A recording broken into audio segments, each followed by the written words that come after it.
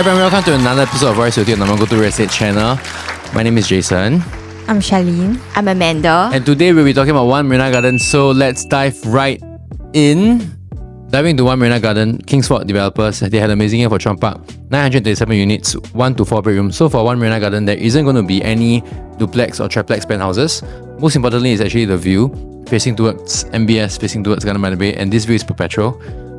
Moving into the model itself, I have two main blocks, level 3, level 5. Level 3 all the way to level 30, then level 5 all the way to level 45. We have a 50-meter pool, we have a family pool. We don't have a tennis court, but I don't feel that it will be a major concern. What we do have is level 1, I'm going to have 3 shops, 1 restaurant, 1 childcare. And all these commercial units, the rental will go back into One Marina Gardens MCST fees. So I thought that it's very interesting. Also, as of right now, these commercial lots will not be for sale. Rather, it will be decided based on the tenant profile by the MCST as well. So everything is self-sustainable. On top of that, it's going to have a solar panel that can reduce your utilities up to 30%. Your windows, because it's so high, it's a lot more stronger. It's a mixture of double glaze and single glaze windows, and all will be having a solar treatment as well. And I think most importantly, it has a bus stop, a taxi stand, and a MRT entrance all at level 1. So really, it's very convenient. My level in between, I will have a few sky terraces as well. For block 5, I will have 3 sky terraces where I have an indoor gym, outdoor gym facing towards the Gardens by the Bay and Marina Bay Sands. So, ladies, you've been to the model yesterday, the Showflat agent's preview. So how was it? What do you think about it? For myself, I am personally very excited for the launch of One Marina Gardens. Not because of what the model shows, or not because what the Showflat, not because of the Showflat that we saw, but mainly because of the plans that I know that the government will be doing in this area. And One Marina Gardens is the first of the many plots to come. Actually, both of us are quite lifestyle people. So to have something like this come up, it's a very rare opportunity for us also. So I think we're a little bit biased in that sense. Yeah, we do like it. We do like it. For personal reasons. Yeah, for personal reasons. Yeah, but of course, we also have to think logically and all that. And I think that basically what is this unique selling point is that it's really a first mover advantage. It feels like a Lentor again, but luxury edition. Yeah, so we are quite excited for it lah. I just want to bring out a few USP of One Marina Gardens. I think most importantly, it's you are facing Gardens by the Bay. You are facing Marina Bay Sands. This is a view that's perpetual. Once every one of us is long gone, this view will still be here. So I thought that it's the only project in Singapore that has such a feature. And I always tell them that the moment I Google Singapore, your view comes up.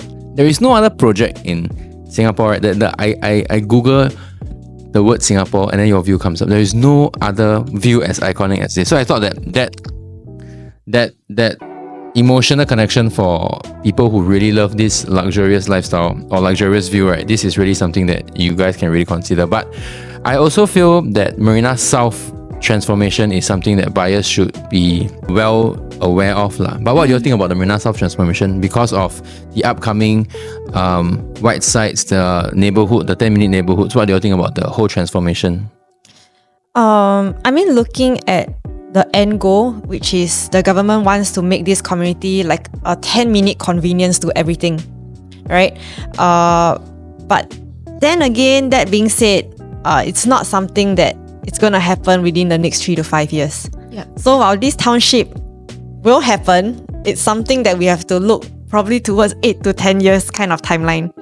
Yeah. So also I think this is one of the more cautious thing about compared to many other transformation that's happening, smaller transformation that's happening in the OCR regions. So for investors, I think you have to look at your timeline, what they're looking at. But just as a project as a whole, I think it's fantastic.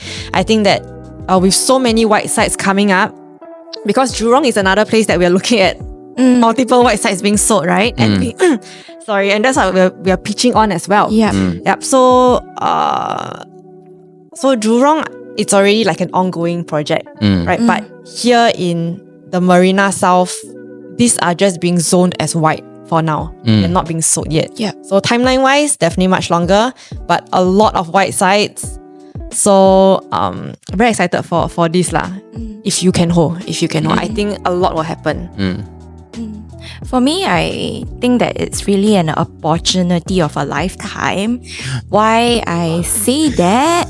It's really because it's really the first plot, and you can never have that opportunity again to be buying into a first plot of Marina South. And when I think about this entire transformation, I think of the time 2 to 3 years back during the height of COVID, when the Lentor transformation is the talk of the town, and there were a lot of hesitations surrounding Lentor transformation. And 3 years, fast forward 3 years, we see that people are a lot more open to Lentor. But the problem is that when they try to enter Lentor now, they might not even get a chance to. It really depends on their balloting number, and the number of units available in Lentor itself is really very limited. Yeah, so I feel that if you miss out on Lentor transformation, you miss out on the Jurong transformation, I don't think you should miss out on this lah. I think going back to both of their, what they spoke on is about the neighborhood lah. Okay, so One Marina Garden, right? I think in terms of convenience, it is really very convenient. Why? It's because at your level 1 of One Marina Garden, you're gonna have 3 shops, 1 restaurant, a childcare center. On top of that, you are the only residential plot as of right now that has a direct entrance towards Marina South MRT station. Right. So you have convenience at your doorsteps. You have your eateries, all your transportation at your doorsteps as well. Of course, the MRT station will be up in 2026. Then it will be up and running already, right? So, of course, for buyers, they are going to have 4 more lands coming up, right? But for you guys, for both of you, what do you all think? Should buyers be waiting for these 4 more lands to come up, or should they just really come down to One Marina Garden and really strongly consider going for 1MG instead? For me, it really depends on the purpose of the purchase. If the purpose of purchase is to buy into a trophy home where you get the best view, perhaps waiting it out might not be a bad idea, in that we know that the other plots will have better views if money is not a concern to you. But let's say if you are buying for investment or for own stay, but with an idea that you want to exit safely, I think this will be a safer choice to go for. Because given that, other plots may have better view, it also means that it will command a higher premium. And once there are more eyes on Marina South, we know that the other 4 plots developer, they wouldn't be so gracious in terms of their pricing. So for me, right, originally, I think last night we were pondering over this, right? We thought like, back then when Lentor first came up, and then it was set at a certain pricing which was very low in that period of time. Then gradually, because all the plots came up so quickly, that actually at the end of the day, right, actually if you look at Lentor as a whole, no matter at which point you bought Lentor in, the pricing was relatively similar. Correct. So I was thinking, could this happen the same way again? Because it's a new town, we have a few plots that's already zoned, ready not ready for sale, sorry. Yeah, but we already have the zoning out already. But then again,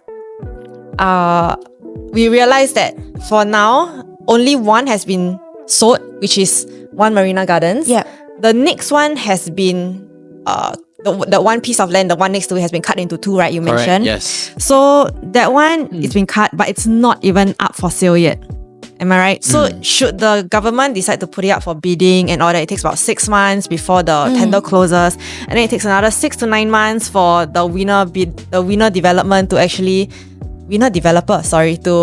start their plans launch and everything, and then submit their proposals to URA, BCA, and then after that, a couple more months before they can get the Showflat up and then start selling. So there's a very high chance that the next plot could only come up closer to Late next year? late next year. So there's actually quite a big gap from now until then compared to Lentor. Yeah, so I do think that, along the way, if our government starts to fill us in with more information about what they're going to do with the white sites and the surrounding areas of Marina South, this could potentially bring up the prices quite significantly and the demand quite significantly in Marina South as a whole. Right? And another thing that I feel is quite a big selling point is the maintenance fee. Can I just Wow, the maintenance fee is ridiculous. Correct. Because it is 900 over units. $300 over per month, right? For the 2-bedroom. 2 bedrooms. Yeah. Which is in Woodlands it was $500 over for Woodlands. Yeah. So I think that's crazy. Yeah, and I think that also contributes to it being such a big development. Right? So a lot of us in the local demographic, right? Wow, it's a dream come true lah, basically. Because if the next plot is being sold and it's gonna be half, I foresee that the maintenance fee is gonna be much higher. Yeah. Yeah. And this includes the parking space. Correct. Yeah. Also Marina one, it includes the parking space. Because a lot of our town areas, in the MBFC area, in the Orchard areas, your maintenance fee actually don't come with the lots. Usually you have to pay season parking for it. Yeah. So I think that's another, if you're happy, if you're just buying in for this location, right, then I think this is, just go and take a look. I think it's quite impressive. Okay, I think we gear towards two main investor questions. Okay, investors buying into this area, of course what they're selling is this view. Okay. We also know that even areas like Marina 1 residences, the right side around them has always been in this discussion to build for future land to come up, but it has been like almost a decade and there hasn't been any developments that's going to obstruct their view. But for one Marina Garden, the view towards the Gardens by the Bay is perpetual. Okay, then it also means that likely it will be a bit more of a premium. Yep. Okay, so for investors, right, should they be concerned about getting something that has an amazing view, or do you feel that they can enter something else that's facing slightly towards the Marina Boulevard or the Marina Garden Lane?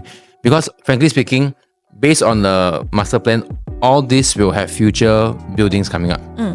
Right. So as an investor, what do you think is your suggestion? Like, should you be looking for a premium facing the demographic of the people here? What do you think can get the highest appreciation? Because Marina South, the demographic is a bit different from places like Lentor or Jurong, where people are not so particular about the view. I think one similar project is Mayor Blue. Mayor Blue is not about entry price. It's about view. The one we had that's the best sea view gets potentially the best appreciation in the future. Do you foresee the same thing happening to One Marina Garden? For me, how I would decide is it really depends on the price. If the 2-bedder facing the perpetual view is so much higher as compared to those that are facing sites that could potentially be blocked, then I wouldn't mind going for something that that is cheaper in price and then potentially being blocked in the future. Yeah, why I say so is because what attracts me most about One Marina Gardens is the price. So it is estimated. Yeah, to be about 2,850 on an average, correct? So if it's based on that price, then I will enter. But let's say if I'm entering into one that is maybe like 3,000, way beyond the 3,000 mark, then I may hold back because the difference between the two different unit type is a bit too big. And we also talk about entering this area being the first mover also comes with its risk. So we need to manage that risk with a right entry price, if that makes sense. Okay, Shah? Yeah, I agree. Because here, right, it's even though we sell new township and all that, but I think the whole demographic wise, the people buying into this space is very different from who's gonna buy into Jurong, who's gonna buy into Lentor. But with my interactions, of course, through my interactions with a lot of my clients, right, that are looking into this one, they are really lifestyle people. And some of them is they want to come here because they strictly want a place that can see MBS. Yeah. I do have that kind, right? However, if you're looking from an investment point of view, then naturally buyers would also look at what's out there already. You know, which if we take a look, right, then we have Marina Bay Residences, we have the sale, we have Marina One Residences, right? Of which most of them, the highest transacted is about 2008-ish. Right? So I think, but those are well over 10 years older than us. Right? But this is, of course, very new. It's in a new location where we have immediate access to the MRT station, to our groceries and all that in the coming future. So if let's say I am able to get under 3,000 with a good view, It's a sure goal. I will do that. I'm willing to pay a slight premium for it. However, if you tell me it's going to cost me 3,500 to see Marina Bay Sands for a 1-bedroom, then I may think about it. Yeah. So when nice you're saying it, but you would. Not from an investment point of view lah. But for own stay, then sure. Yeah. Right? Yes, because own stay, then it's your priority. What you prioritize is more important. Sometimes, emotional outweighs the logical aspect when it comes to own stay. Yeah, and on stay we are also talking about what are the options available. If I am looking at own stay, I want to stay in Marina area and I want new, we know that the next upcoming option is W Residences. So W Residences is not gonna be a palatable entry price because it's a product on its own.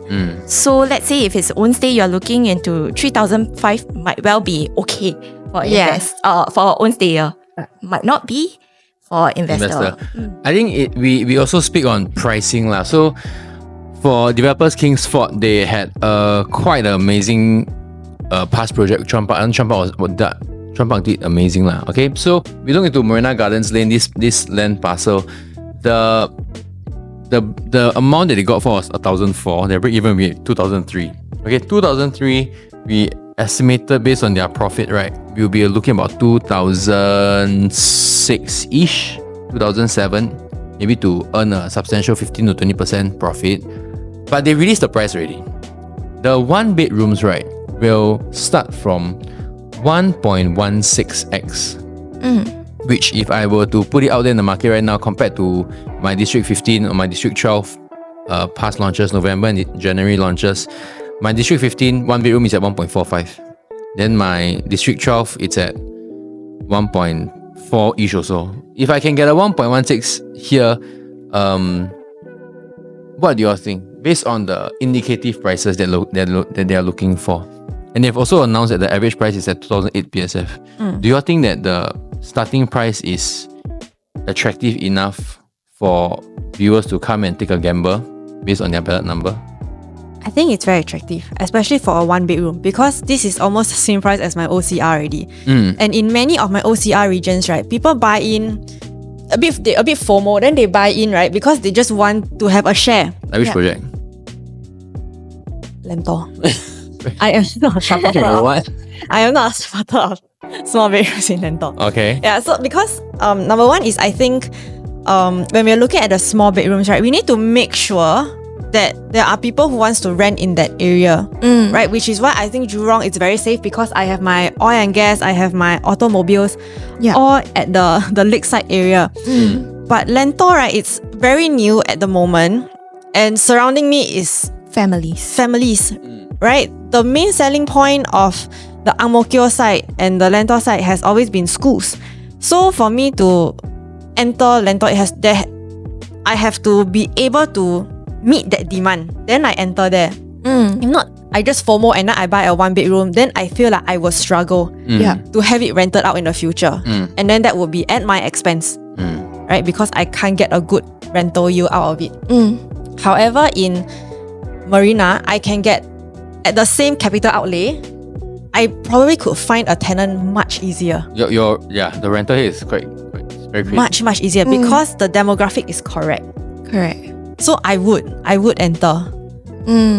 Yeah, frankly speaking, Amanda, what do you think about the one bedrooms there? 1.16x starting from. So if we were to look at our app, right? If we were to scroll, let's say we put it 1.2 lah, for you to find anything that is substantial in that range, we are not able to find. 没有了. Yeah. So Really? there isn't any stocks available. So if I get a good ballot number and I get to enter One Marina Gardens at 1.1x, 1.2, I think it's a steal. But of course, that takes luck. Yes. What about your 2-bedroom starting from 1.8? What do you think? Because the 2-bedroom quantum is slightly different from the 1-bedroom quantum. 1.8 onwards, you can get a 2-bedroom. What are your... Okay, so for me, what do I think of the price 2-bedder at 1.8?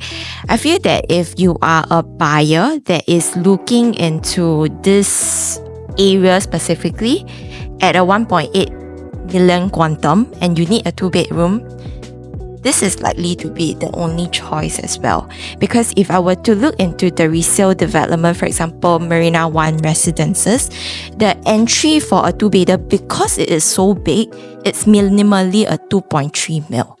And that was last transacted. Yeah, I haven't even gone into Property Guru to look at what exactly are owners asking for. Yeah. So let's say if I am someone that's just a young couple looking for own stay 2-bedder at 1.8, specifically in this area, this is your only choice. I agree. I think the main selling point for Marina Bay's our Marina Gardens One 2-bedroom. Marina Our One Marina's 2-bedroom is really the size. Because the past few is really their 2 bedrooms is usually about 1,000 plus, and the layout doesn't allow you to really cut out another bedroom wherever you like, right? So I think that if it's for own stay, you work nearby in that area, I think it's okay to venture into this one. But let's say you're looking at investment and you want within a certain timeline, you want a certain percentage of yield back in a certain specific timeline, then I think maybe other options are better. Correct. Okay, I also want to bring up one final thing is the buyers will always think about Marina One Residences, and then they will always say, Marina One took a very long time to sell. And that was my impression until I realized that actually there's a whole story on how things unfolded. So Marina One is a very interesting land because it's owned by 2 countries actually. 2 different companies, Temasek Holdings and Gazania Holdings. So what happened back then was Malaysia actually owns 2 railway routes, one at Tanjong Pagar, one at Bukit Timah. So Singapore wanted to get these 2 lands back. So there was a trade-off that we will offer 2 lands in exchange of their 2 lands. Okay. Then eventually, these 2 lands that we offered was actually Marina One and Duo Residences. So for Malaysia to come by, then they actually invested in Marina One. So it's like a co-investment project. Very interestingly, so they didn't have to pay for land price. So it was just construction prices. Because of that, these companies, right? How to say it's nice? Okay, these companies they are not incentivized. They aren't like real developers like CDL, Far East, Singhai, all these big companies. There isn't like a preview, then a booking day, then there isn't going to be like a very strong desire to sell off because there isn't they had no cost. Correct. There isn't cost for land cost for them to bear. So during the launch, one of the blocks was sold very fast, while the other block for Marina One was sold only upon TOP because it wasn't even released. Right. So because of that, then the whole structure of Marina One seemed like it took a lot of years to be sold. But the fact of the matter is, the developers of Marina One isn't as driven to sell. They don't even need to sell. They're not even profiting. They just want to take it as a liaise project, like an award between both countries. It wasn't their job scope. Correct. Yeah. So they weren't like as motivated to sell like every other project that we've come across. It was really based on a treaty between both countries. So the Gazania side really took their time to offload Marina One. So I think that's something a lot of people also didn't understand back then. I I think one thing that we need to talk about, I mean, we have spoken about how we are attracted to this particular plot, but there's also a white elephant in the room in that we feel that this project is very good for investors if we are entering at what the developer say it will be launched at, and it will be good for own stayers, especially for couples or young families. But the only concern with One Marina Gardens is really the school. So in terms of profile of buyers that are coming in, I think that if today I have a child that is in, maybe 4, 5, 6 years old, that might be a challenge in a short term. But I am also looking at the extent of things that the government is doing in the entire Marina South. It really does not make sense to me that the government decide not to build any school here. I think it's not final. I think they're still considering. Deciding.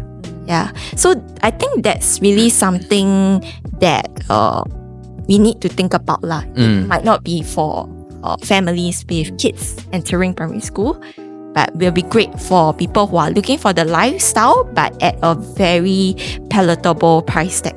Yeah. I think this was also something that was brought up. I think people with kids a bit inconvenient. Like what Amanda mentioned, if I have a newborn, it would be newborn maybe still okay because there's still a run. Nearing their if I'm a toddler, they are nearing their school days, right? Then maybe it wouldn't be the most convenient. But I also realized that the demographics coming to this area, it's past that already. Yeah. It's not my first spot of go moving on to a second spot of go. People who are coming here likely are the ones who just wants to enjoy. Yeah. Like what we keep emphasizing is lifestyle. So I also feel the demographics of here wouldn't be as school driven. Yeah. And I've also come across clients that don't care about schools. Yeah, they don't really care about. But I also want to point out that Garden by Bay got Eaton House. It's a very nice Eaton House. It's a very nice Eaton House. Very nice Eaton House. But also schools are in the plans lah. But I'm guaranteed the moment government release schools, then everything here is taken. Yeah. The moment they Guarantee. say XXX school is coming this area, which can still be the case, which is still a Marina possibility. Primary School. Yes. Guys, I guarantee you One Marina will be sold out immediately. Marina Primary. Immediately, One Marina Primary. think So I think one of the objections that I think some people may ask, especially if it's for own stay, is that because this is, yes, we are the first plot, means first mover advantage. But then also because the government didn't release the land like Lentor, whereby developers can build everything in one shot. This one is going to be done probably 1 year, like that. So that means there's a possibility that at the point when I move in, I have construction nearby me. Yeah. And as a lifestyle person, I don't want. How?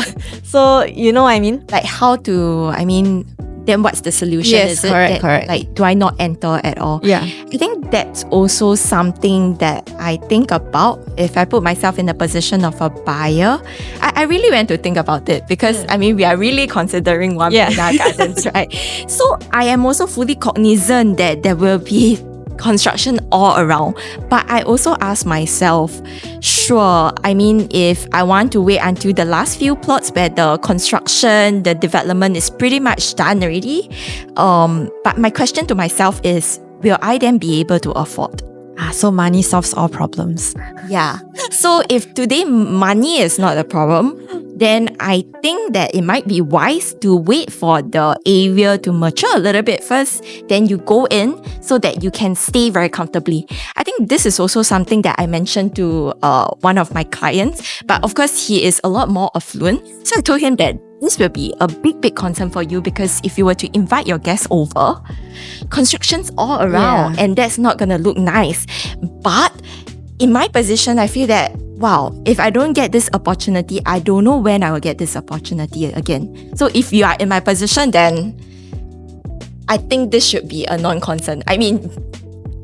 You will weigh less lah. That problem would be correct. I also asked like how much I have ma. Like, Yes. Who am How much I have is a bit who- more important for us. Yeah, who am I? Yeah. Yeah. Okay, other than that, how many % do you think we will sell out during launch day? Yeah, very stressed. We were very wrong for have been Lentor. getting Yeah, because Lentor, We're being getting very close to certain projects, but Lento was wow. It's a big. Lento, congrats to Hong Leong selling 94%. I honestly thought it was like 40%, but they sold 94%.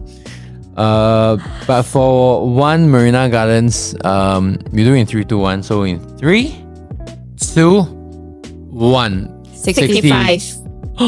That's the closest so far. 60, 65. 65. 65. You 60 or 65? 65. Hey, you means you're back up, what? No. You're back up. You can rewind the video and then you check. So I say 60. Okay, maybe I share first. Why? Is because I have 70% 1-2 bedrooms mix. So developers do feel that in this area, investors can be a bit more looking into buying and renting. And then because the rental yield here in this CBD area is very strong, very, very strong, and it's very frequent, that's why they built a bit more on the 2-bedroom mixture.